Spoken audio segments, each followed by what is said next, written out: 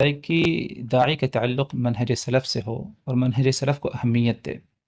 ظاہر سی بات اس کی اہمیت داعی کے لیے ہے، لیکن آج اگر دیکھا جائے تو ہر ایک اس کا دعویٰ کرتا ہے کہ ہماری دعوت سلفی دعوت یا منہج سلف کے مطابق ہماری دعوت ہے. تو ایک عام آدمی اگر پہچاننا چاہے کہ کون اپنے دعوے میں سچا ہے تو اس کا کوئی معیار یا کوئی ایسی بات میں بتائیے. اس سلسلے میں ایک چیز کا تذکرہ کروں گا. غالباً شیخ سلیمان رحیلی حفظہ اللہ نے جی اپنی کسی کتاب میں، کسی رسالے میں اس بات کا تذکرہ کیا ہے. ابھی ماضی قریب میں ان کے کچھ دروس تھے مسجد نبوی جی شریف میں.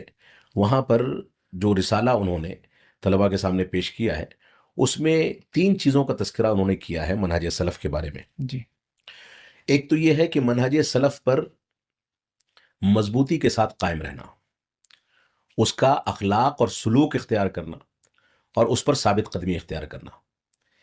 یہ 3 معیار ہے. اگر آپ کو کسی داعی کے بارے میں یہ سمجھنا ہے کہ وہ داعی منہج سلف کا صرف دعویٰ کرتا ہے یا واقعتاً منہج سلف پر قائم ہے، تو ایسی صورت میں آپ اس کی زندگی کو دیکھیں گے. زندگی کو دیکھنے کے بعد آپ کو بذات خود اندازہ ہو جائے گا کہ کہاں تک وہ دلیل کو ترجیح دیتا ہے، اپنی رائے کو مرجوح کرتا ہے. ایک بات. جی دوسری بات، اگر اس کے سامنے صحابہ کرام کے دور کے واقعات آتے ہیں، صحابہ کرام کی عظمت کا معاملہ آتا ہے، تو وہ کہاں تک صحابہ کرام کے دفاع کے لیے دیوانہ پن دکھاتا ہے. میں اس کو دیوانہ پن کہوں گا، جی کیونکہ ایک مسلمان صحابہ کرام کے لیے دیوانہ ہی ہو سکتا ہے. صحیح. اسی طریقے سے بعض دعات ایسے ہوتے ہیں جو تساہل اختیار کرتے ہیں.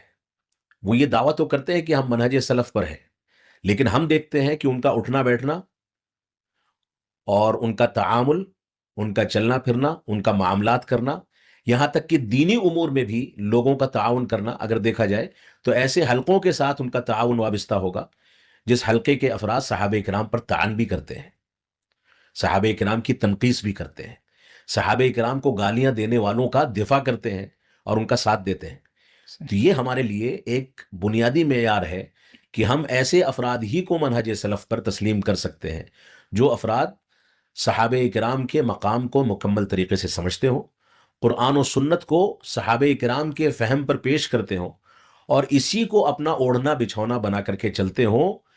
اس کے خلاف کرنے والوں سے وہ دعوت و تبلیغ کے لیے یا ان کی اصلاح کے لیے تو وابستہ ہو سکتے ہیں، جی لیکن ان کا ساتھ نہیں دے سکتے، ان سے محبت کا اظہار نہیں کر سکتے، کیونکہ ان کا شمار اہل بدعت میں ہونا چاہیے، صحیح. اور اہل سنت والجماعت کا اہل بدعت کے ساتھ جو تعامل ہونا چاہیے وہ معروف ہے. صحیح. لہٰذا منہج سلف کا صرف دعویٰ کر لینا کافی نہیں ہے، بلکہ اس دعوے کے مظاہر اس شخص کے اندر موجود ہونے چاہیے، جی اور اس کے تقاضوں پر اس کو عمل کرنا چاہیے. اس کے بغیر وہ منہج سلف پر قائم نہیں مانا جائے گا. لیکن یہاں پر ایک بات کی صراحت میں کر دوں، بسا اوقات ماحول سے متاثر ہونے کے تناظر میں، جی یا علمی کمزوری کے تناظر میں، جی یا کبھی کبھار انسان دنیاوی مفادات کے تناظر میں بسا اوقات ان چیزوں میں تساہل کا شکار ہو جاتا ہے، سمجھوتا کر لیتا ہے. سمجھوتا کر لیتا ہے.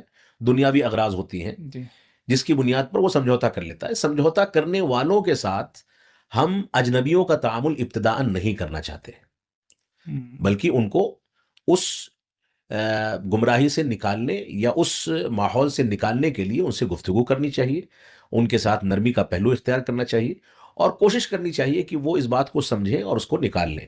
عموماً دیکھا یہ جاتا ہے کہ لوگ اس تنقید کو، جی جو تنقید ایسے افراد پر کی جاتی ہے تاکہ عوام کو اس شر سے محفوظ رکھا جا سکے، اس تنقید کو لوگ حکم سمجھ لیتے ہیں.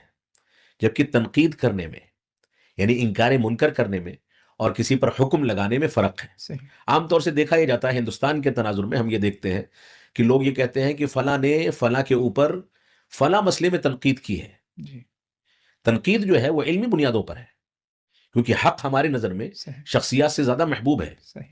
لہذا حق کی وضاحت کے لیے اور کسی غلط موقف یا غلط نظریے سے عوام کو بچانے کے لیے کسی شخص پر اگر تنقید کی جاتی ہے تو یہ تنقید در حقیقت نصح و خیر خواہی ہے.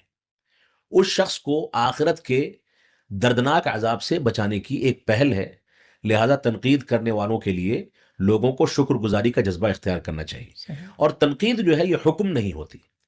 ہم کسی سلفی عالم پر یا قرآن و سنت پر چلنے والے عالم پر کوئی تنقید کرتے ہیں تو یہ تنقید خیر خواہانہ ہونی چاہیے، اس کی شخصیت کو نشانہ بنانے کے لیے نہیں ہونی چاہیے، لیکن تنقید کرنے کے مقصد سے یہ بھی مقصد نہیں ہونا چاہیے کہ ہم اس کو سلفیت سے خارج کر دیں یا اس کے بارے میں کوئی حکم لگائیں۔ یہ ہماری بنیاد ہے جس کو لوگوں کو سمجھنا چاہیے۔